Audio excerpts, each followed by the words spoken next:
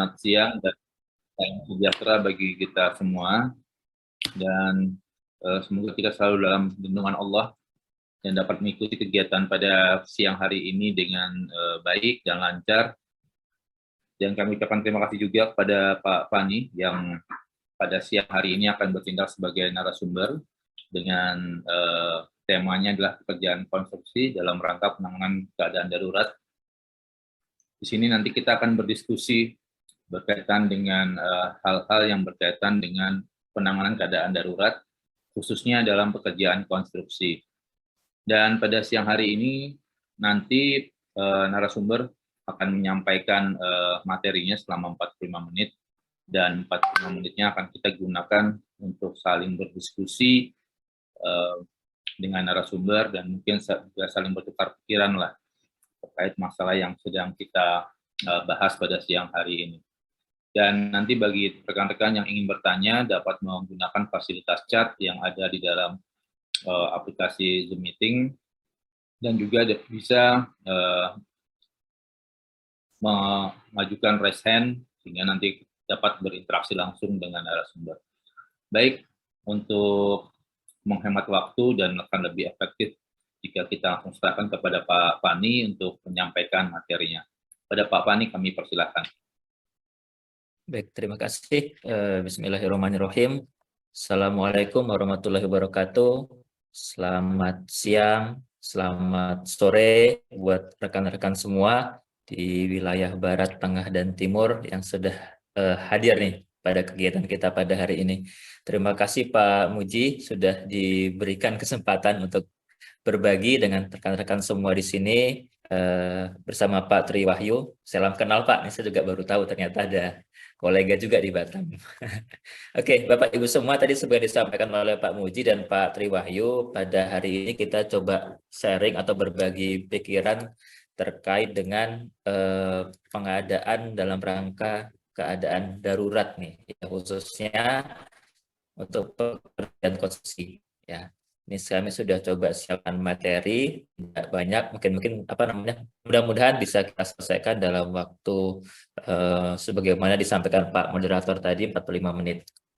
Sudah terlihat Pak Tri Wahyu terkait dengan bahan yang kami siapkan? Sudah Pak, sudah. Sudah ya? Oke. Baik Bapak Ibu semua, jadi izinkan kami untuk coba memaparkan dulu ya, menjelaskan dulu, menyampaikan dulu terkait dengan beberapa hal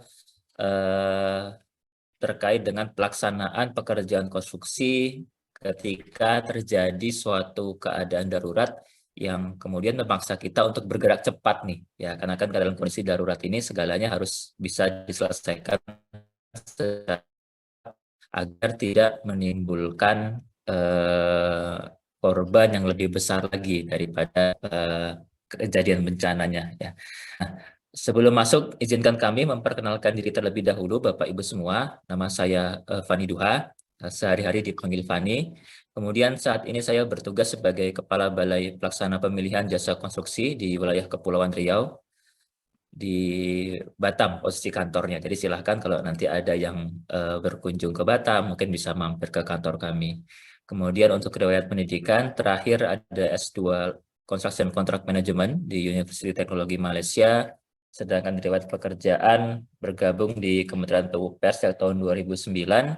Jabatan terakhir sebelum sebagai Kepala Balai adalah Ahli Madya Pembina Jasa Konstruksi. Ya.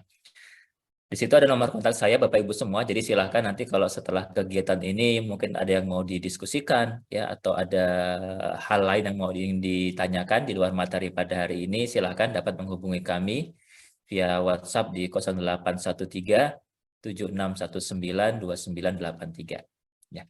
Oke. Nah, saya ingin mulai dari awal dulu Bapak Ibu semua ya, karena seringkali saya mendengar orang-orang menyamakan bahwa penunjukan langsung itu sama dengan penanganan keadaan darurat atau sebaliknya lah ya. Sering orang menyamakan, mempersepsikan yang namanya penanganan keadaan darurat itu sama artinya dengan penunjukan langsung. Nah, ini mungkin perlu kita dudukkan dulu ya, kita samakan persepsinya dulu agar tidak salah nanti terkait dengan proses selanjutnya ya. Jadi penunjukan langsung itu kalau diatur di dalam Perpres 16 2018 beserta perubahannya menyebutkan ya bahwa penunjukan langsung ini adalah metode pemilihan untuk mendapatkan penyedia, entah itu penyedia barang, ya, penyedia pekerjaan konstruksi, jasa konsultasi maupun jasa lainnya dalam keadaan tertentu. Ya, jadi ada suatu kondisi ya yang kemudian menyebabkan suatu pengadaan ini bisa dilakukan dengan metode penunjukan langsung. Ya, jadi ada kondisional constraint-nya, ya ada batasan-batasan kondisinya yang menyebabkan dia bisa dilakukan penunjukan langsung. Nah, sedangkan penanganan keadaan darurat di dalam Perpres itu disebutkan dilakukan untuk keselamatan, perlindungan masyarakat atau WNI yang berada di dalam negeri dan atau luar negeri. Ya, jadi bisa di dalam negeri, bisa di luar negeri, yang pelaksanaannya tidak dapat ditunda, ya, dan harus dilakukan segera. Jadi ada justifikasi ya bahwa ketika terjadi suatu keadaan darurat, rehabilitasi atau pencegahan lebih lanjutnya itu memang harus segera dilaksanakan. Ya, ketika itu ditunda sekian waktu, misalkan untuk mencari kontraktor dengan metode pemilihan, maka sekian waktu yang terbuang itu akan menimbulkan kefatalan terhadap kejadian bencana tadi. Maka kemudian itu tidak bisa dilakukan melalui metode tender, harus dicari suatu cara pengadaan yang lebih sederhana sehingga penyedia jasa itu bisa langsung segera melaksanakan kegiatan untuk mencegah terjadinya korban yang lebih besar. Nah, jadi harus ada justifikasi bahwa memang ketika ada suatu keadaan darurat, kita butuh untuk membangun suatu bangunan sementara, shelter sementara. Jadi buat justifikasi bahwa shelter ini memang harus segera kita laksanakan karena sekian ribu kepala keluarga rumahnya sudah misalkan terkena gempa, rusak terkena gempa, tidak bisa digunakan lagi. Ya.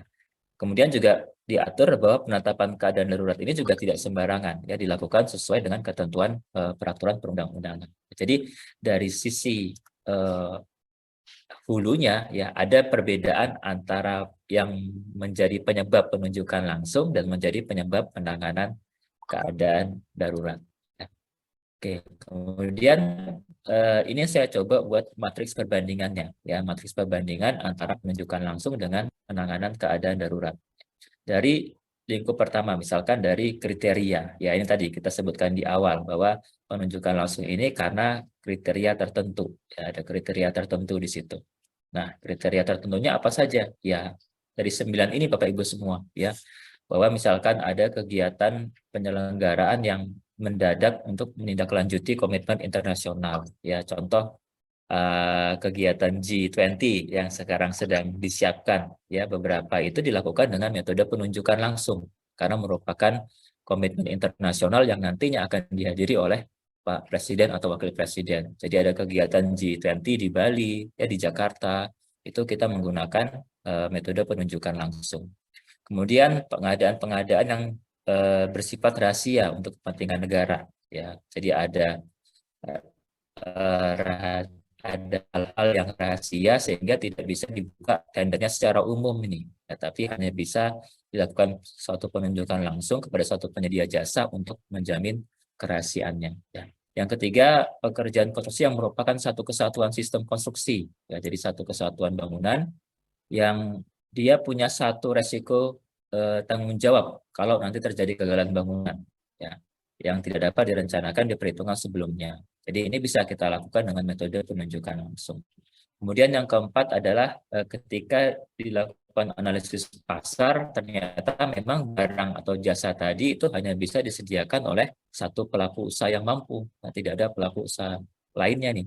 Ya, kalau memang tidak ada pelaku usaha lain, ya buat apa kita tenderkan kan? Ketika kita tenderkan pun nanti akan satu penyedia jasa yang masuk. Ya, sehingga untuk efisiensi ya dilakukan dengan metode penunjukan langsung. Ya, kemudian ada pengadaan benih dan sebagainya, pengadaan prasarana untuk MBR, kemudian juga yang huruf G ini seperti halnya satu pelaku usaha yang mampu tadi, ini oleh pemegang hak paten. Ya, jadi ada hak paten yang dikuasai oleh satu penyedia jasa, ya, sehingga penyedia jasa yang lain itu ya tidak bisa kemudian untuk ditunjuk untuk melaksanakan pembangunan.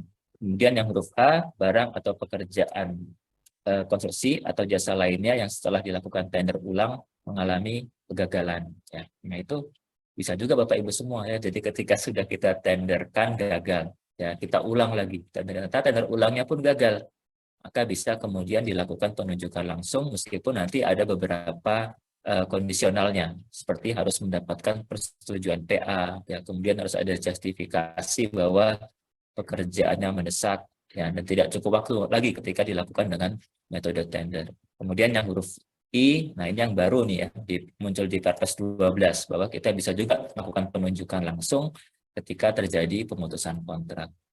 Nah ini adalah kondisi-kondisi keadaan tertentu yang kemudian bisa dilakukan penunjukan langsung. Nah ini berbeda ranahnya dengan penanganan keadaan darurat ya yang kita bahas pada hari ini. Ya, jadi meskipun penanganan keadaan darurat ini nanti kita akan dalam tanda kutip menunjuk satu penyedia jasa, tapi itu bukan suatu penunjukan langsung ya. Karena perlu kita bedakan hal ini karena nanti prosesnya akan berbeda ya. Proses menunjuk penyedianya berbeda, proses pelaksanaan pekerjaannya pun berbeda, proses pembayarannya pun akan berbeda ya dengan penunjukan langsung. Nah, kalau penanganan keadaan darurat ini meliputi ya di pasal 59 ayat 2 nanti bisa coba dilihat di sana bahwa yang dimaksud dengan keadaan darurat itu apa ya, meliputi bencana alam ya, atau bencana non alam pun bisa, atau bencana sosial ya. Kemudian ada kegiatan pelaksanaan operasi pencarian ya, pertolongan itu juga bisa. Kemudian kerusakan sarana prasarana yang dapat mengganggu kegiatan pelayanan publik. Misalkan ada suatu kantor mungkin mungkin dinas pelayanan publik satu pintu satu atap misalkan terdiri dari 3 lantai ya, ada satu lantai yang kemudian tiba-tiba mengalami kerusakan struktur, yaitu bisa dinyatakan sebagai suatu keadaan darurat. Kemudian ada tadi bencana alam non alam sosial yang di luar negeri ya, kemudian ada juga dalam rangka pemberian bantuan kemanusiaan atau negara lain yang terkena bencana. Nah, sebenarnya contoh yang paling aktual yang kita lalui kemarin adalah COVID, Bapak Ibu semua ya, COVID-19. Jadi COVID-19 itu kan memang dinyatakan sebagai suatu keadaan bencana itu ya, bencana kesehatan darurat, keadaan darurat. Sehingga kalau kita bicara konstruksi ya, kemudian pekerjaan konstruksi yang dilakukan dalam rangka menangani keadaan darurat tadi kemudian dilakukan dengan metode pengadaan khusus ini, penanganan keadaan darurat. Ya misalkan di kami ada paket pekerjaan di Batam itu ada pembangunan rumah sakit di Pulau Galang untuk menangani COVID. Yaitu dilakukan dengan metode darurat ini ya. Kenapa? Karena kita butuh cepat untuk segera menyiapkan suatu prasarana bagi para pasien-pasien COVID ya untuk dia bisa dikarantina di satu tempat khusus sehingga tidak menyebar ke yang lain. Maka salah satu contohnya yang di rumah sakit di Batam ini di Pulau Galang itu dilakukan dengan metode penanganan keadaan darurat. Ya, jadi Bu Lina bisa saja kemudian ya bahwa COVID-19 itu merupakan keadaan darurat sehingga hal-hal yang menjadi pengadaan-pengadaan yang kita tujukan untuk menangani keadaan itu ya bisa kemudian kita masukkan sebagai penanganan keadaan darurat ya. Kemudian dari Pak Derajat untuk force major, apakah pada pelaksanaan tender bisakah menggunakan penanganan keadaan darurat, misalkan pembangunan terjadi di tengah pembangunan terjadi gempa.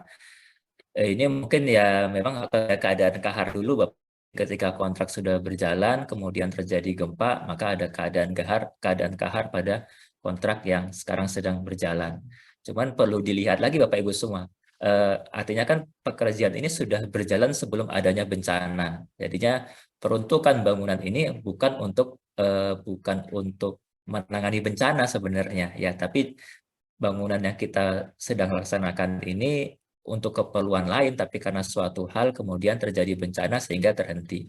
Nah, mungkin kalau menurut saya itu tidak bisa kemudian dimasukkan dalam penanganan keadaan darurat, kecuali kemudian bisa dijustifikasi bangunan yang tadinya itu bukan untuk bencana, tapi kemudian akan difungsikan untuk mencegah terjadinya kerusakan yang lebih besar, ya mungkin bisa dimasukkan ke dalam kategori penanganan keadaan darurat ini. Tapi ini mungkin perlu dilihat case by case-nya, Pak Derajat.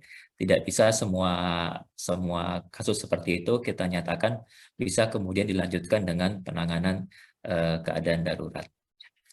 Oke, Bapak Ibu semua. Jadi ini perbandingan dari sisi kriterianya ya. Jadi kita jelas membedakan kapan penunjukan langsung, kapan penanganan keadaan darurat. Ya, karena tadi agar kita paham nih ya tindak lanjutnya berbeda antara penunjukan langsung dengan penanganan keadaan darurat.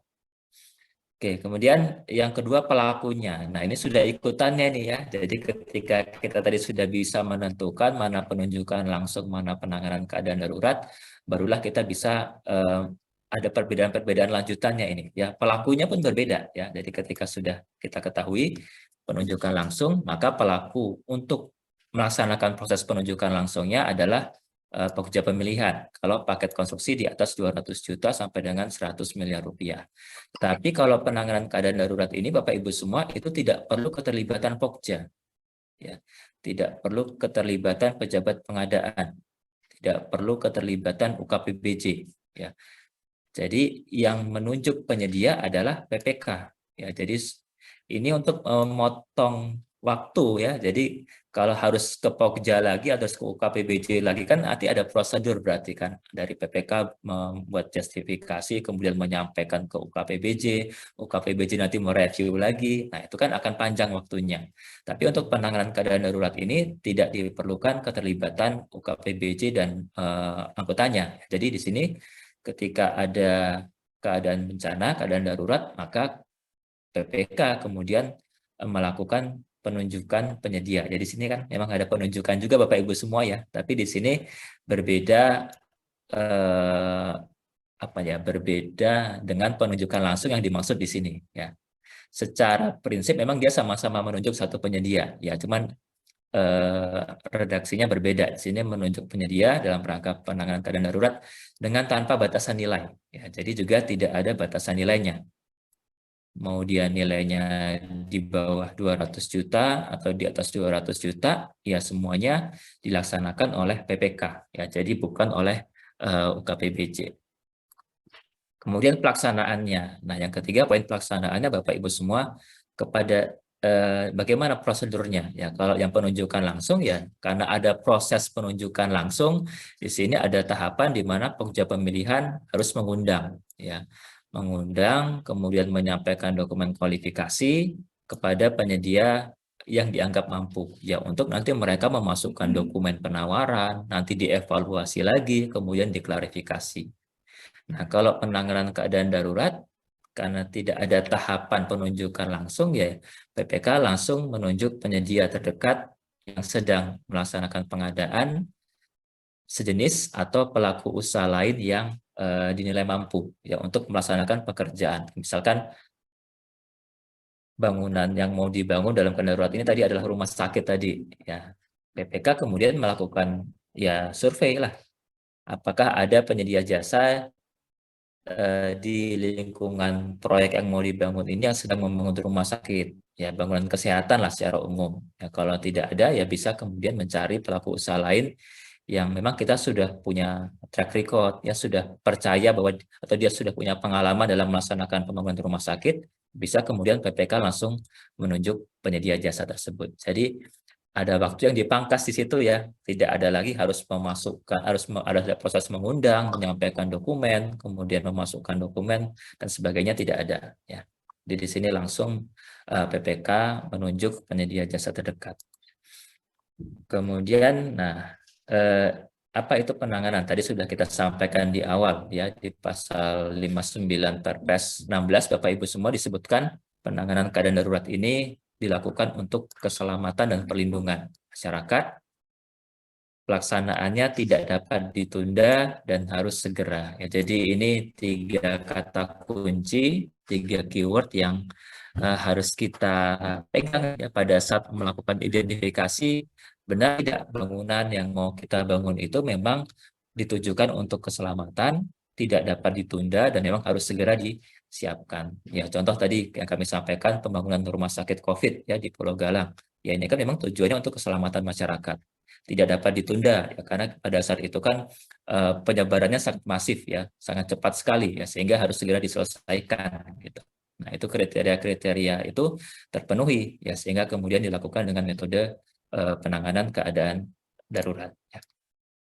Oke, kemudian kapan diberlakukan keadaan darurat itu Bapak Ibu semua? Ya, ini menurut peraturan LKPP. Nah, ini aturan turunannya Bapak Ibu semua ya. Jadi panduan kita, pedoman kita untuk melaksanakan pengadaan barang jasa dalam penanganan keadaan darurat bisa membuka peraturan LKPP nomor 13 ya, tahun 2018. Jadi berlaku pada keadaan darurat yang ditetapkan berdasarkan status keadaan darurat yang ditetapkan oleh pejabat berwenang atau keadaan tertentu. Jadi ada dua sebenarnya yang disebut dengan keadaan darurat ini nih ya. Bahwa ada penetapan keadaan darurat dari pejabat berwenang, yaitu bisa Pak Presiden kalau beliau bencana nasional atau kepala daerah setempat ya. Itu bisa kemudian menyatakan ada suatu kondisi keadaan darurat yang harus segera disikapi ya. Atau ada keadaan tertentu. Nah, apa itu keadaan tertentu? Keadaan tertentu itu kalau kita buka di Perpres nomor 17 tahun 2018 tentang penyelenggaraan penanggulangan bencana, itu adalah status keadaan darurat bencana sebelum belum ditetapkan nih ya. Jadi belum ada status keadaan darurat yang di atas ini belum ada nih ya. Ini kan ada status keadaan darurat oleh pejabat yang berwenang. Nah, ini sebenarnya belum ditetapkan. Jadi Pak Gubernurnya misalkan belum menetapkan keadaan bencana ya. Tetapi kemudian ada justifikasi bahwa diperlukan tindakan untuk mengurangi resiko terjadinya bencana itu ya. Ya, contoh di awal-awal COVID kemarin kan kita sudah bisa melihat ya dari kasus-kasus di negara lain di mana penyebarannya sangat cepat, meskipun di awal-awal belum ditetapkan sebagai keadaan bencana, sebenarnya kita sudah bisa melakukan penanganan keadaan darurat nih. Ya. Karena kita sudah bisa mengidentifikasi ada kemungkinan ya bahwa penyebarannya akan sangat cepat. Nah, apa kriteria keadaan darurat? Ini tadi sudah kita coba sampaikan di awal ya, bisa berupa bencana alam, ya, misalkan gempa bumi, ya tsunami, gunung Merapi yang sedang meletus, ya, bencana non alam, ya misalkan tadi COVID, ya bencana kesehatan, atau bencana sosial, yang misalkan terjadi kerusuhan sosial yang menyebabkan bangunan-bangunan menjadi rusak, ya fasilitas-fasilitas umum menjadi rusak, itu merupakan bencana sosial. Kemudian pelaksanaan operasi pencarian dan pertolongan yang mungkin berkaitan dengan pekerjaan konstruksi, ya mungkin yang huruf A bencana alam ini, atau kerusakan sarana prasarana yang dapat mengganggu kegiatan pelayanan publik, ya. Ya ini yang keempat ini yang di luar negeri, yang kelima pemberian bantuan kemanusiaan kepada negara lain yang terkena bencana, ya. Oke.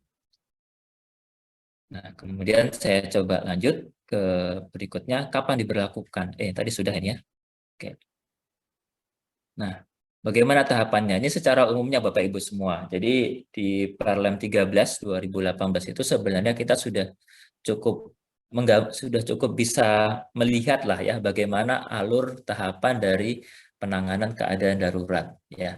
Jadi yang namanya pengadaan tentu tetap ada yang namanya perencanaan Bapak Ibu semua. Jadi bukan karena keadaan darurat kemudian tidak ada perencanaan ya, tetap yang namanya pengadaan itu harus didahului dengan suatu perencanaan ya.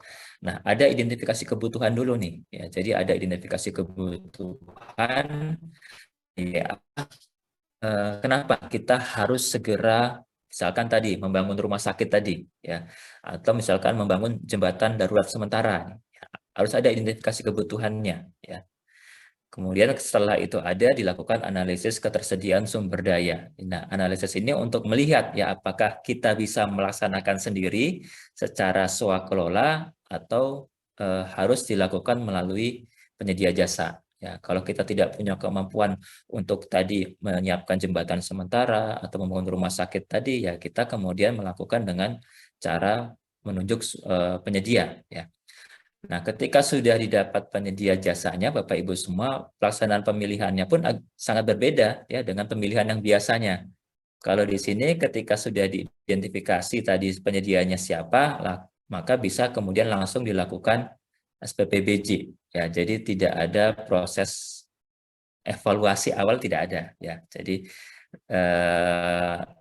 langsung dilakukan SPPBJ di sini. Kemudian setelah itu dilakukan pemeriksaan lokasi bersama. Nah, jadi belum ada kontrak di sini Bapak Ibu semua ya. Jadi kontrak itu belum terjadi sebenarnya. Yang ada baru SPPBJ ya, belum ada kontrak di sini. Setelah ditunjuk sebagai penyedia, kemudian bersama penyedia datang ke lokasi ya. Tujuannya adalah agar penyedia jasa bisa mengetahui dengan baik nih ya lokasi pekerjaan ini nanti seperti apa ya. Kondisi lingkungan sekitar yang terdampak bencana seperti apa ya, sehingga mereka bisa menyiapkan menyiapkan sumber daya untuk bisa melaksanakan pekerjaan.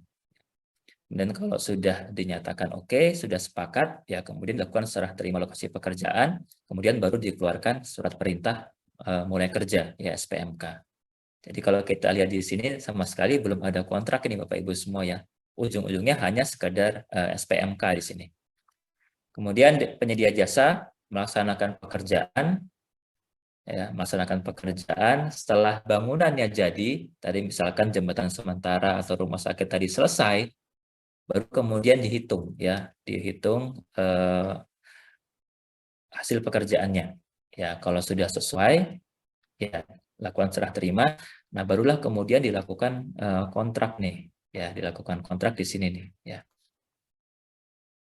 Kemudian dilakukan pembayaran. Setelah itu dilakukan proses audit, ya audit terhadap pembayaran tadi. Nanti mungkin di slide selanjutnya akan tergambar lebih jelas bagaimana proses pembayaran, karena banyak yang menanyakan kan, membayar untuk pekerjaan darurat ini seperti apa ini, ya bagaimana perhitungannya, ya siapa yang terlibat di sana, bagaimana kalau kelebihan dan sebagainya, ya nanti kita coba lihat di slide berikutnya.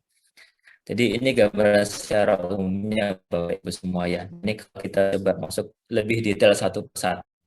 Ya, yang dimaksud dengan identifikasi kebutuhan tadi apa? Ya di sini PA, KPA, PPK melakukan identifikasi meskipun ya secara cepat juga ya, melakukan secara cepat juga karena dari kondisi darurat, melakukan identifikasi secara cepat untuk melihat kebutuhan penanganan daruratnya seperti apa. Ya, tadi misalkan butuh bangun jembatan sementara, ya butuh bangun rumah sakit dan sebagainya.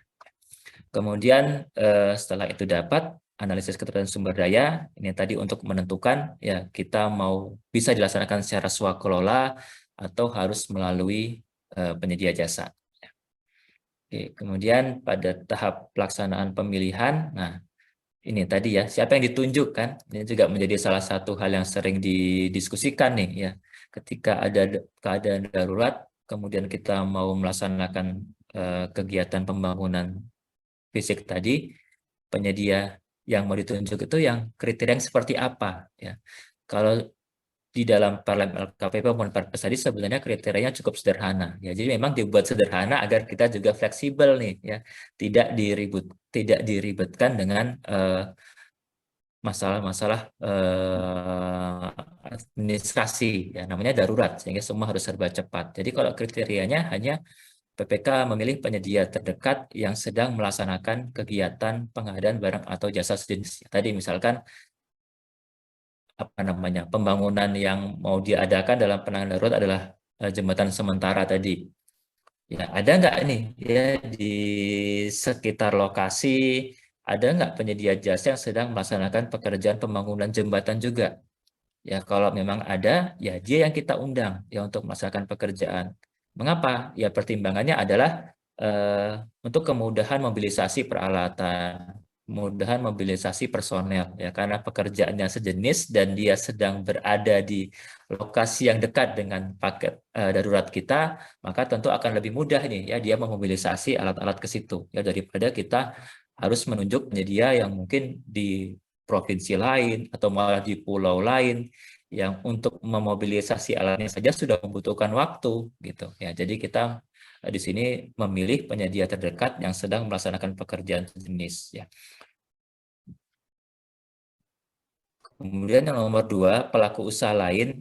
Kalau memang tidak ada pelaku usaha sejenis terdekat yang sedang melaksanakan pekerjaan sejenis, maka kita bisa ada alternatif untuk menunjuk pelaku usaha lain. Ya, tapi coba juga diutamakan pelaku usaha setempat, ya, karena pertimbangan terkait dengan mobilisasi tadi. Ya, kalau pelaku usaha setempat kan logikanya ya dia punya alat, dia sudah punya daftar rantai pasok yang di provinsi itulah ya, di lokasi itulah, sehingga lebih mudah nanti untuk melaksanakan pekerjaan ya gitu. Jadi prinsip penunjukan penyedianya dicari penyedia jasa terdekat yang sedang melaksanakan pekerjaan sejenis ya. Oke, kemudian berikutnya yang ketiga adalah tahapan pelaksanaan pekerjaannya ya. Ini tadi yang sempat kita sampaikan di awal. Ya, ada SPPBC, pemeriksaan lokasi, kemudian ada serah terima, ada SPMK, ya, baru kemudian si penyedia jasa melaksanakan pekerjaan, kemudian dihitung volumenya, ya, dihitung hasil pekerjaannya. Kalau sudah sesuai, ya serah terima, baru kemudian dilakukan perhitungan terkait dengan berapa nilai yang harus dibayarkan ya untuk pekerjaan tadi. Nah, kemudian apa yang perlu diperhatikan pada tahapan penyelesaian pembayaran, ini secara aturan umumnya ya di peraturan LKPP itu untuk jenis kontraknya ada beberapa hal yang bisa kita pilih ya. Bisa menggunakan kontrak lumsum, harga satuan, gabungan, atau bisa juga menggunakan biaya plus jasa ya, cost plus fee. Jadi misalkan kita menggunakan biaya cost plus fee ini artinya kita dari harga real proyek kita tambahkan berapa persen keuntungannya untuk penyedia jasa, misalkan 5%, 10%, dan sebagainya. Ya, jadi dari biaya yang dikeluarkan oleh penyedia jasa itu kemudian ditambahkan sekian persen sebagai jasa untuk mereka sudah melaksanakan pekerjaan. Ya, jadi ada pilihan-pilihan jenis kontrak 4 ini nih. Kontrak disusun berdasarkan berita acara perhitungan bersama dan berita acara serah terima hasil pekerjaan. Ya, jadi setelah serah terima baru kemudian disusun kontraknya. Nah, pembayarannya bulanan atau termin sekaligus atau juga dapat dilakukan pemberian muka di awal. Ya. Kemudian untuk auditnya diharapkan ada pengawasan baik itu dari BPKP, dari APIP, inspektorat setempat maupun dari atau auditor independen. Ini pilihan ya. Tapi wajib ada pengawasan dari auditor di sini. Oke, kemudian berikutnya, nah ini Bapak Ibu semua kami coba sampaikan secara khusus. Jadi di kami di PUPR di tahun 2021 kemarin memang mengeluarkan ya surat edaran Menteri PUPR nomor 17 tahun 2021. Jadi salah satu latar belakang keluarnya SC ini memang waktu itu karena pandemi COVID ya. Jadi karena pandemi COVID banyak kemudian bangunan-bangunan yang kami laksanakan dalam rangka penanganan keadaan COVID itu. Nah, banyak kemudian muncul pertanyaan di lapangan masalah pembayaran ini nih ya, bagaimana mekanisme kontrak dan pembayaran untuk penyedia jasanya. Nah, untuk menyeragamkan pemahaman tersebut, maka kemudian kami di tahun 2021 mengeluarkan SE Menteri PUPR nomor 17 tahun 2021. Ya, cuman memang kalau Bapak Ibu baca ruang lingkup dari SE ini tuh hanya untuk di Kementerian PUPR saja. Ya, jadi SE ini memang diperuntukkan untuk mekanisme pembayaran pengadaan jasa konstruksi dalam rangka penanganan darurat di Kementerian PUPR. Ya. Jadi secara legal standing-nya ini hanya berlaku untuk di PUPR. Tapi untuk teman-teman di luar PUPR mungkin SE ini bisa dijadikan referensi juga ya untuk menyeragamkan atau untuk memperjelas bagaimana mekanisme pembayaran dari penanganan keadaan darurat. Oke, kalau kita buka satu persatu. Ya. Nah, di awal di dalam essay tersebut menjelaskan sebenarnya ini sama ya dengan aturan di LKPP tadi bahwa tahapan penyelesaian pembayaran untuk pengadaan jasa konstruksi dalam rangka penanganan darurat itu ada kontrak, kemudian ada pembayaran, kemudian nanti harus dilakukan post audit. Ya, jadi setelah dilakukan pembayaran harus dilakukan post audit sesuai tidak nilainya, ya, apakah ada kelebihan atau ada kekurangan dari pembayaran yang sudah dilakukan, ya. Nah, kemudian di dalam essay tersebut kami juga mengatur Bapak Ibu semua. Tadi kalau kita bicara aturan di peraturan LKPP kan ada beberapa pilihan jenis kontrak, ya. Ada harga satuan, ada lumsum, ada gabungan, ada cost plus fee, ya. Tapi untuk kami di PUPR kemudian membatasi bahwa kalau penanganan keadaan daruratnya ini adalah pekerjaan konstruksi, maka jenis kontrak yang digunakan adalah kontrak harga satuan, ya. Jadi nanti kita akan menghitung volume terpasangnya berapa, ya. Jadi tidak menggunakan kontrak lumsum, gabungan atau cost plus fee, ya. Kita hanya menggunakan jenis kontrak harga satuan. Nah, pembayarannya bagaimana? Nah, pembayarannya juga kami mencoba menyeragamkan meskipun masih memberikan pilihan nih, ya, bisa merupakan dalam bentuk termin, ya. Nanti kita atur terminnya seperti apa, atau bisa juga sekaligus, ya, artinya di akhir tadi, ya, setelah pekerjaan selesai kemudian dihitung baru kemudian dibayarkan, ya. Bisa berupa termin, artinya pada saat pelaksanaan pekerjaan itu ada sekian persen yang dibayarkan terlebih dahulu, sisanya nanti, atau bisa juga yang pilihan kedua adalah ketika pekerjaannya selesai baru kemudian seluruhnya dibayarkan. Nah, kalau pekerjaan jasa konsultasinya itu menggunakan kontrak waktu penugasan, ya, ini kan padanannya harga satuan, ya, untuk di jasa konsultan menggunakan kontrak waktu penugasan, bayarnya juga kita samakan dengan yang di fisik, merupakan dalam bentuk termin atau pembayaran dalam bentuk sekaligus, ya. Jadi jasa konsultasi ini biasanya dibutuhkan untuk konsultan pengawasnya nih, ya. Jadi jangan sampai fisiknya melalui mekanisme darurat sudah ditunjuk penyedia jasanya tapi tidak bisa bekerja karena belum ada konsultan pengawasnya misalkan, ya, karena konsultan pengawasnya mau melalui metode seleksi, ya sama aja jadinya. Makanya kemudian bisa juga jasa konsultasi ini pun dilakukan dengan metode darurat tadi misalkan untuk konsultan pengawasnya, ya. Nah, kemudian catatannya adalah Bapak Ibu semua, pembayaran termin yang dimaksud ini bukan merupakan termin untuk lumsum. Jadinya bukan seperti halnya kalau lumsum kan ketika output ini selesai maka dibayar sekian persen, ya, bukan seperti itu. Tapi kita membagi ada termin pertama yang besarannya maksimal, ini bukan harus 50%, ya, ini paling banyak 50%. Ini dibayarkan ketika masa pelaksanaan pekerjaan. Jadi ketika sudah ada progres, sudah sekian sekian banyak terpasang, bisa kemudian dilakukan pembayaran termin pertama, ya. Kenapa ide ini muncul di SE17? Karena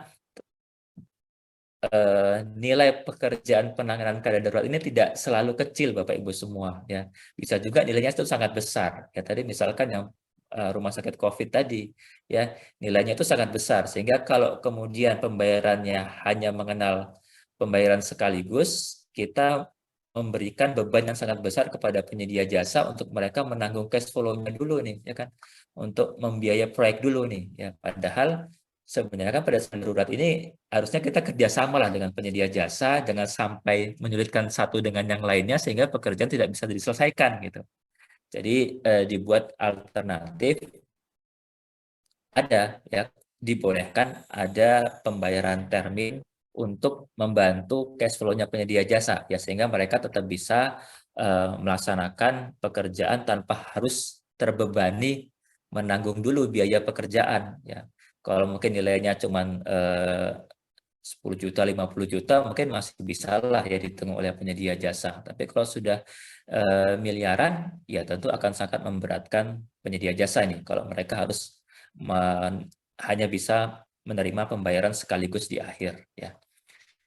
Kemudian untuk pembayaran termin, nah, kemudian kami atur nih, ya. Kalau tadi kan norma umumnya adalah kontrak itu kan setelah di akhir, ya, setelah pekerjaan selesai.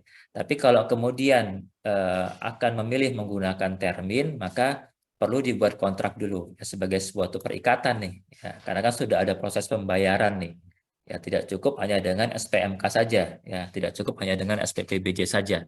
Karena pembayaran maka perlu dibuat suatu kontrak terlebih dahulu sebelum pembayaran termin pertama, ya. Jadi ada kontrak yang nanti mungkin akan diadendum lagi, ya, nanti pada saat akhir, tapi sudah ada perikatan antara pengguna dan penyedia jasa, kesepakatan bahwa ada pembayaran termin, tapi nanti dengan klausul-klausul yang akan melengkapi ya dari tindak lanjut dari termin tersebut ya. Jadi kira-kira gambarannya seperti ini Bapak Ibu semua ya. Oke, kemudian lanjutnya, nah ketentuan termin ya, terminnya seperti apa ini ya ketika tadi akan memilih menggunakan termin. Besaran termin ditentukan oleh PPK dengan mempertimbangkan kebutuhan pekerjaan dan disesuaikan berdasarkan jadwal pelaksanaan. Ya, maksimal adalah 50%. Ya, ini silakan nanti dirembuk bersama ya dari sisi kewajarannya berapa besar ya termin yang pertama mau dibayarkan kepada penyedia jasa pada saat pelaksanaan pekerjaan. Nah, kalau untuk jasa konsultasi konstruksi, perhitungannya berdasarkan persentase bobot dari nilai perkiraan kebutuhan remunerasi personel, ya, dan nilai perkiraan biaya langsung non personelnya. Ya, jadi kita memperkirakan dulu nih, ya kira-kira untuk pengawasan ini butuh sekian tenaga ahli selama misalkan 2 bulan. Kita hitung, berarti itu kan sudah dapat nih nilai perkiraan kebutuhan remunerasinya. Kemudian dihitung juga kebutuhan biaya langsungnya berapa. Nah, itulah kemudian kita tentukan dari situ nanti perhitungan terminnya. Ya. Kalau untuk pekerjaan fisik dihitung dari perkiraan keseluruhan pekerjaan. Ya. Jadi dari RAB yang sudah kita susun, kita coba menentukan dari situ. Ya, sekian persen dari situ sebagai termin pertama. Nah, penagihan termin itu hanya bisa dilakukan setelah ada kemajuan pelaksanaan pekerjaan mencapai besaran termin yang ditentukan. Ya, jadi ketika sudah dilaksanakan pekerjaan kan sudah bisa dihitung ya nilainya berapa. Nah, itu kemudian ketika sudah mencapai misalkan ditetapkan terminnya pertama adalah 40% ya dari nilai perkiraan pekerjaan tadi. Nah, ketika yang terlaksana sudah dinilai sebesar itu ya baru kemudian bisa dilakukan pembayaran untuk termin pertamanya gitu. Oke, kemudian untuk SPPBJ dan SPMK, nah karena tadi menggunakan termin, maka di SPPBJ dan SPMK perlu mencantumkan ada besaran retensi ya. Jadi di sini kita tambahkan ketentuan harus ada ya besaran retensi untuk melindungi PPK juga ya ketika misalkan terjadi potensi kelebihan pembayaran ya karena kan nilai akhirnya baru ketahuan di akhir nanti ya di akhir nanti ya, ketika dilakukan perhitungan bersama. Nah, untuk mengantisipasi kemungkinan terjadinya pembayaran kita terlalu banyak, terlalu besar, maka kemudian kita mencantumkan juga ada besaran retensi yang kita tahan dulu sampai nanti sudah selesai perhitungan post auditnya ya gitu. Baik ini kita berlakukan baik itu untuk pekerjaan konstruksi maupun untuk di jasa konsultasi konstruksinya. Nah, bagaimana dokumen prakontrak? Nah, ini tadi ya untuk yang SPPBJ ya. SPPBJ itu paling sedikit memuat ada jenis pengadaannya, tadi apakah pembangunan pekerjaan konstruksi apa ya, kemudian perkiraan ruang lingkup pekerjaannya apa saja, lokasinya di mana, kemudian juga ada rencana waktu penyelesaiannya ya mau berapa lama ini, kemudian jenis kontraknya, tata cara pembayaran, dan tadi yang kita bahas besaran retensinya berapa. Nah, SPMK-nya memuat perintah agar penyedia jasa segera melakukan mobilisasi dan segera untuk melaksanakan pekerjaan, ya jenis pekerjaan, kemudian ada informasi mengenai lokasi pekerjaan, tanggal mulai kerja, rencana waktu, dan tata cara pembayarannya. Jadi di sini sudah muncul nih, ya apakah akan menggunakan metode termin atau menggunakan metode sekaligus. Ya. Kemudian boleh juga menambahkan hal-hal lain yang dianggap perlu, ya termasuk mungkin mau ada ketentuan terkait dengan sanksi, ya atau denda kalau terjadi keterlambatan pekerjaan. Ya itu silakan bisa juga kemudian ditambahkan di dalam ketentuan SPMK ini. Oke, kemudian selanjutnya, nah ini tahapan secara umumnya Bapak Ibu semua antara jasa konsultasi sama fisik secara prinsip hampir serupa lah ya, hampir sama.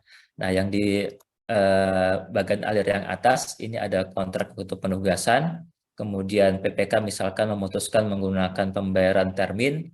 Di sini secara alur awal PPK penyedia menyusun dokumentasi dan administrasi selama pelaksanaan pekerjaan. Ya, jadi selama masa pelaksanaan pekerjaan ini masih berjalan ya pekerjaannya, ya si penyedia jasa, si konsultan tadi mereka harus menyusun dokumentasi dan administrasi ya. Kemudian menyampaikan tagihan biaya ya sesuai persentase kemajuan pekerjaan untuk penarikan termin. Ya, jadi dari dasar dokumentasi tadi kemudian melakukan penyampaian tagihan biaya. Nah, kemudian dilakukan perhitungan bersama terkait dengan kemajuan pekerjaannya seperti apa. Ya, kemudian setelah itu ya nanti di sini ada kontrak nih ya. Jadi berdasarkan hasil perhitungan bersama dan pemeriksaan pekerjaan disusunlah dokumen kontrak antara PPK dengan penyedia. Barulah kemudian bisa dilakukan proses pembayaran termin kepada penyedia ya. Nah, kemudian penyedia kembali melaksanakan pekerjaannya sampai dengan selesai. Ya, sampai dengan selesai. Ketika sudah selesai, ya disampaikan kepada PPK untuk dilakukan serah terima hasil pekerjaan kepada PPK. Nah, di sini kemudian kami mengaturnya agak berbeda nih Bapak Ibu semua. Kalau tadi kan prinsip yang di LKPP adalah ada pembayaran dulu, baru kemudian dilakukan post audit. Ya, tapi kami di sini sebelum dibayar keseluruhannya dilakukan audit dulu ya, dilakukan audit dulu hasil pekerjaan. Nah, dari sinilah kemudian didapat ya nilai akhir pekerjaannya berapa. Barulah dari situ kemudian dilakukan pembayaran sisa nilai pekerjaannya ya, dikurangi termin yang sudah dibayar tadi. Jadi ada audit dulu baru kemudian dilakukan proses pembayaran.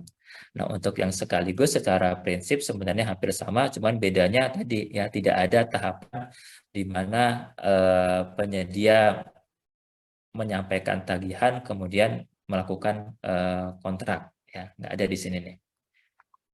Jadi di sini tagihan biaya hanya setelah selesai pekerjaan ya, selesai pekerjaan diperiksa bersama kemudian dikontrak ya. Jadi di tahapan di tengah-tengah ini itu nggak ada ya, tidak ada penyampaian tagihan di masa pelaksanaan pekerjaan.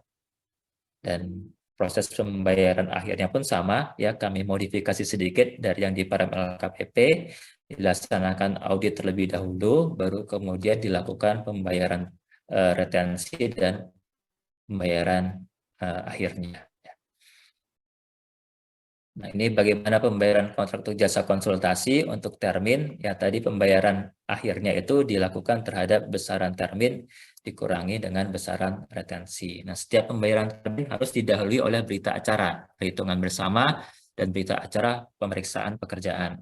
Kemudian, nah ini yang C Bapak Ibu semua ya. Jadi tagihan yang diajukan oleh konsultan itu mereka juga harus menyertakan dengan bukti pembayaran bahwa mereka telah membayar tenaga ahlinya dengan nominal tertentu ya, sesuai dengan standar remunerasi misalkan. Jadi harus sudah ada informasi tersebut bahwa mereka sudah membayar si tenaga ahlinya. Ya, kemudian kalau yang non personel, penyedia jasa melampirkan bukti pengeluaran yang dapat dipertanggungjawabkan. Nah, untuk yang non personel ini sifatnya end cost ya, jadi diganti sesuai dengan yang dikeluarkan gitu.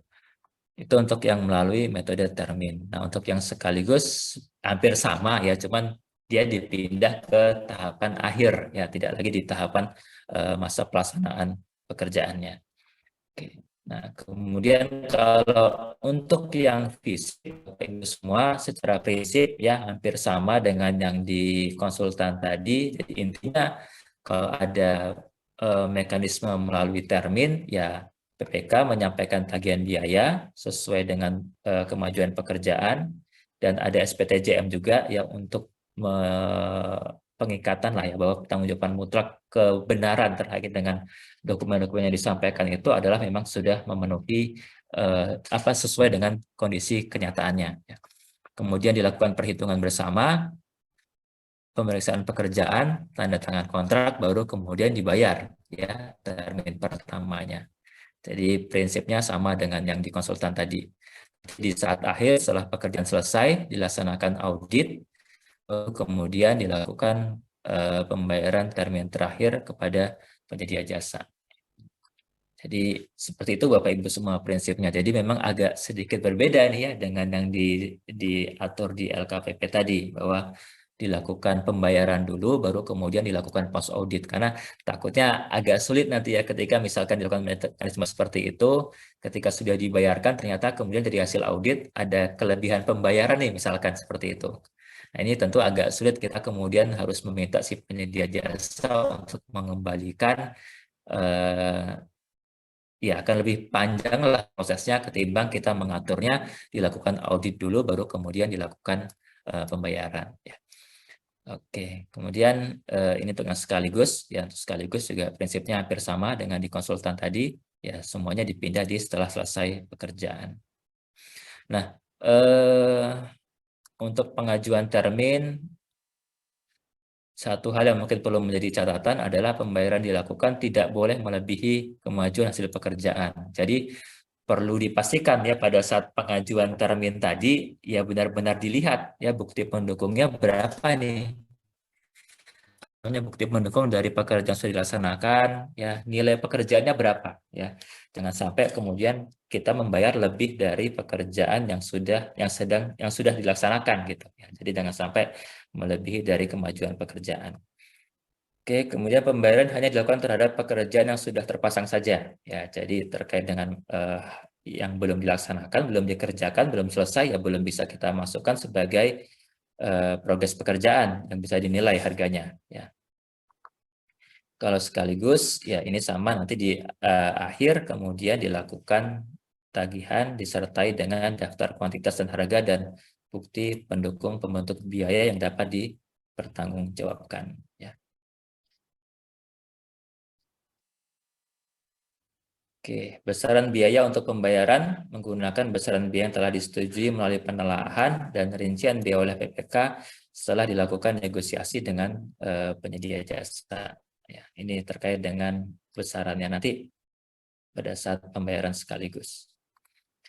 Oke. Nah, kemudian satu lagi mungkin di terakhir ya, kenapa kami mencoba memindahkan peran auditor tadi, karena kami coba memahami di pasal 7 ini APIP itu kan membantu mengawasi, memberikan pendampingan mulai dari perencanaan sampai dengan pembayaran ya.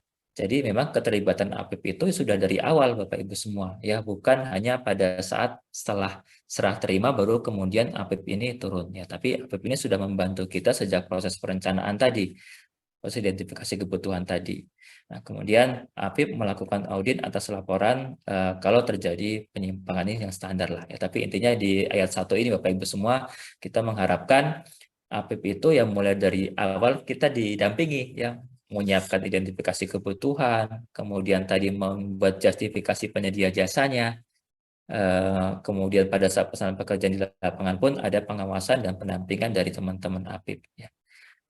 Saya rasa itu Bapak Ibu semua terkait dengan materi diskusi kita pada hari ini. Tadi sebagaimana kami sampaikan, yang SE17 ini memang kami batasi hanya untuk lingkup PUPR saja, tapi mungkin bisa menjadi referensi bagi teman-teman di KL atau di daerah lain sebagai ya contoh lah ya bagaimana pengaturan yang kami lakukan untuk pekerjaan penanganan keadaan darurat ini.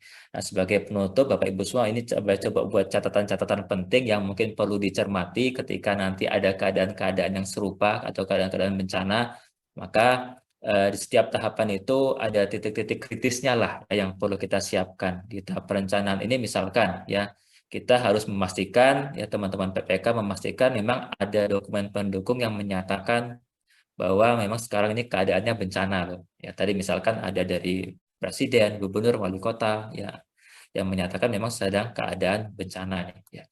Kemudian pada saat tahapan pelaksanaan pemilihan ya ini juga PPK harus membuat justifikasi ya tentang kriteria penyedia yang akan ditunjuk. Ya tadi sebenarnya sederhana saja, yaitu penyedia jasa terdekat yang sedang melaksanakan pekerjaan sejenis. Ya, tapi kalau tidak ada yang terdekat, ya carilah penyedia jasa lain yang punya pengalaman melaksanakan pekerjaan sejenis dan memang memiliki kualifikasi pekerjaan sejenis. Ya.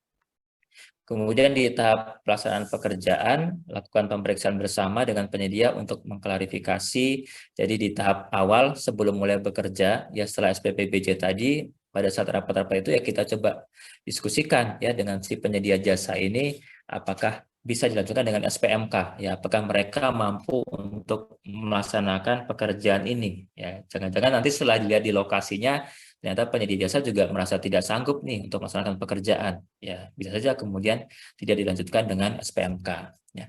Kemudian sebisa mungkin lakukan pemberdayaan kepada usaha setempat, ya ini untuk membantu mendorong perputaran ekonomi setempat, misalkan dengan mengutamakan subkontraktor setempat, ya supplier setempat atau menggunakan tenaga kerja lokal. Kemudian yang terakhir tahap penyelesaian pekerjaan, ini pengawas internal dapat melakukan audit, bukan dapat ya memang harus ya untuk melakukan audit atas pelaksanaan PBJ dalam keadaan darurat.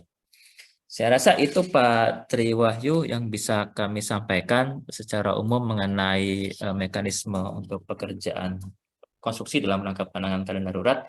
Kami kembalikan untuk bisa masuk ke sesi diskusi. Silakan Bapak. Baik, terima kasih Pak Fani atas materinya yang sudah disampaikan dan juga rekan-rekan pada saat ini kita jadi mendapat gambaran lah lebih jelas bagaimana sebenarnya pekerjaan penunjukan langsung dalam kondisi tertentu dan keadaan langsung penunjukan langsung untuk keadaan darurat. Jadi kita harus bisa bedakan apa yang dimaksud dengan penunjukan langsung tersebut. Mungkin untuk sesi yang pertama ini kita akan coba untuk membuka pertanyaan-pertanyaan, menjawab pertanyaan dari teman-teman. Jika yang ingin bertanya dapat mengklik tombol raise hand-nya.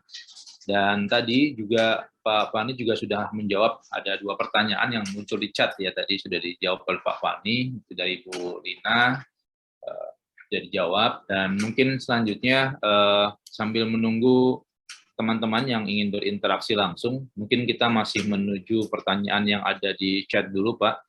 Di sana ada pertanyaan yang dari Pak Nosin. Untuk penerapan penunjukan langsung yang merupakan satu kesatuan konstruksi itu realnya seperti apa? Apakah semua pekerjaan lanjutan untuk gedung bertingkat sudah pasti merupakan salah satunya? Apakah mungkin untuk penunjukan langsung juga dikompetisikan agar mendapatkan penawaran yang wajar? Nah, mungkin ditanggapi dulu Pak Fani yang pertanyaan. Siap. Baik, makasih Pak Triwahyu, Pak Pak Nosin ya? Pak Nosin. Nggak ada kelihatan di sini. Iya Bapak Ibu semua, terkait dengan keadaan tertentu penunjukan langsung yang satu kesatuan ini memang sering jadi bahan diskusi ini ya, yang disebut atau realnya seperti apa sih contohnya? Jadi apakah semua pekerjaan lanjutan untuk gedung bertingkat sudah pasti salah satunya? Jadi secara contohnya seperti tadi Pak, misalkan ada satu bangunan nih ya, bangunan ini sudah selesai ya, misalkan 4 lantai sudah terbangun ya, tapi kemudian kita ingin membangun lantai tambahan di atasnya nih ya, ingin membangun lagi lantai tambahan di atasnya, yaitu disebut dengan satu kesatuan konstruksi ya, karena kan dia satu kesatuan struktur Bapak Ibu semua ya, tidak terpisah antara lantai 5 itu kan dia duduk di lantai 4 ya, dan bebannya semua menyatu ke bawah ke satu pondasi, sehingga itu disebut dengan satu kesatuan konstruksi. Ketika terjadi keruntuhan ya itu akan, misalkan keruntuhan di lantai 5 ya akan berpengaruh kepada keruntuhan di lantai 4 dan seterusnya. Jadi itu memang contoh yang gampang Pak, ya contoh yang paling mudah lah yang bisa kita gunakan sebagai penjelasan yang disebut dengan satu kesatuan konstruksi. Nah, pertanyaan kedua, apakah kemudian setiap bangunan yang seperti itu bisa dilakukan dengan penunjukan langsung ya, tadi sudah ada 4 lantai kemudian kita mau membangun lantai 5-nya, apakah kemudian bisa dilakukan dengan penunjukan langsung seperti itu ya. Nah ini harus dilihat Bapak Ibu semua ya, jadi tidak serta-merta karena dia satu kesatuan konstruksi kemudian bisa dilakukan dengan penunjukan langsung ya, karena di dalam Perpres itu kalau kita baca secara utuh terkait dengan yang penunjukan langsung ini ada kalimat di akhirnya ya, satu kesatuan konstruksi yang tidak dapat direncanakan atau diperhitungkan sebelumnya. Nah, itu yang seringkali lupa dibaca ya, karena di aturan yang lama memang kalimat itu tidak ada. Ya, tidak ada kalimat yang tidak dapat direncanakan atau diperhitungkan sebelumnya. Ya. Kalau tidak ada kalimat seperti itu, memang setiap bangunan yang kita contohkan tadi, ya, bangunan 4 lantai awalnya, kemudian mau membangun lantai kelima, ya itu bisa dilakukan dengan mekanisme penunjukan langsung. Ya, tapi dengan aturan sekarang tidak, kalau menurut saya Bapak Ibu semua ya tidak bisa. Ya, jadi harus dilihat dulu, ya bukan tidak bisa, tapi harus dilihat dulu. Nah, kondisinya seperti apa? Kuncinya adalah tadi kondisi lantai 5 tadi itu sudah direncanakan sebelumnya atau tidak. Ya, jadi ketika awal membangun, misalkan ini sama sekali belum ada bangunannya Bapak Ibu semua ya, sama sekali belum ada nih, masih nol nih ya. Nah, desain kita itu sudah untuk 4 lantai atau 5 lantai? Ya, itu pertanyaannya tuh. Jadi kalau dari awal memang sudah disiapkan untuk 5 lantai, tapi karena kemudian ada suatu hal, misalkan karena anggaran biasanya ya, karena anggaran terbatas, kemudian hanya dibangun 3 lantai. Nah, sisa 2 lantainya tahun depan nih. Ya. Kalau menurut pendapat saya itu tidak bisa dilakukan dengan penunjukan langsung Bapak Ibu semua ya. Karena apa? Karena dari awal sudah disiapkan untuk dibangun secara 5 lantai dan kemudian sudah direncanakan juga pembangunannya itu akan secara bertahap. Bahwa tahun ini 3 lantai dulu, tahun depan akan 2 lantai ya. Jadi sudah diidentifikasi dari awal ini mau dilaksanakan secara bertahap ya. Beda kalau dari awal memang kita hanya membuat desain ini hanya untuk 4 lantai saja nih ya. Tapi kemudian setelah itu jadi karena suatu kebutuhan pengen nambah 1 lantai lagi Pak Triwahyu. Nah, Ya, kalau itu memang tidak direncanakan sebelumnya sehingga bisa kita lakukan penunjukan langsung. Memang bedanya apa antara kondisi 1 dengan 2? Ya, bedanya adalah yang pertama tadi ketika sudah direncanakan dilaksanakan secara bertahap, maka seharusnya ya pada saat pembangunan yang tahap pertama tadi mekanisme strukturalnya sudah disiapkan untuk nanti tahun depan dilanjutkan oleh kontraktor yang berbeda ya. Jadi dari segi struktur itu sudah diatur sedemikian rupa sehingga nanti ketika dilakukan pekerjaan berikutnya itu tidak mengganggu lagi struktur yang pertama ya. Tapi kalau kondisi yang kedua yang belum direncanakan tadi bisa jadi kemudian ada perkuatan-perkuatan kepada struktur yang sudah terbangun ya, entah kolomnya, entah baloknya ditambah dan sebagainya sehingga mempengaruhi struktur yang awal tadi. Jadi begitu Pak Triwahyu, Pak Nosir. Jadi perlu dilihat dulu apakah sudah direncanakan atau belum nih ya. Kalau sudah direncanakan dari awal mau bertahap ya tidak bisa dilakukan dengan penunjukan langsung gitu.